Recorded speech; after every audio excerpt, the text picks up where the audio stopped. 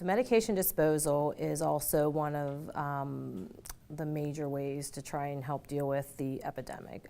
There's lots of ways to deal with the epidemic, right? Like I said, there's enforcement, there's treatment, there's prevention. So one of the issues is, and there's studies out there that shows that, let's say you or myself go and get a medication because we had a root canal or something, and we maybe got 30 pain medications, pills, and we only use like 3 or 5 of them. And if we leave those laying around our house, that's a source of diversion. It might be someone in your family, it might be friends that visit you, it might be someone that comes to work in your house or something like that. So really, we want people to get medication out of their home that they no longer need or using or are expired. And there's some people out there that have a lot of medication in their home, like if they have cancer or something like that, they have a lot of pain medications.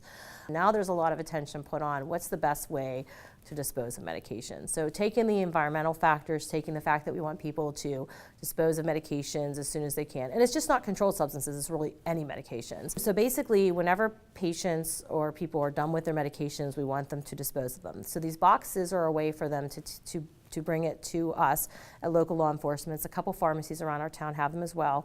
They're around the state. The state attorney general has funded some at a lot of the state police barracks as well too. They can drop it off there.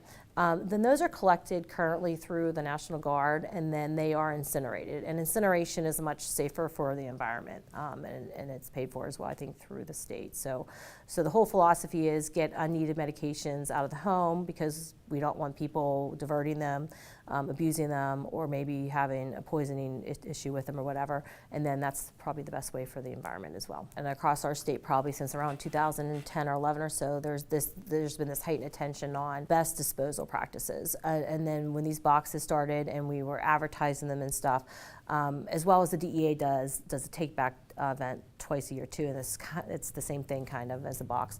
You know, we would see more and more drugs come in every time. We were just shocked, and I think this last DEA TakeBack that they had was the most that they ever collected as well too. So I think as a society, people are listening and they're realizing, oh, this is something important not only for me to help protect against poisonings, diversion, the environment, everything. So I think in general, most people are very sensitive to it and they want to do the right thing.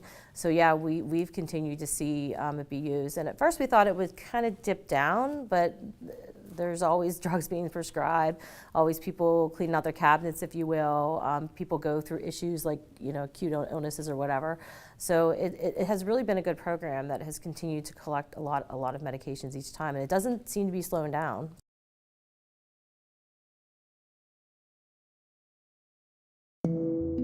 The preceding program was presented by Battling Opioids, a project of Pennsylvania Public Media.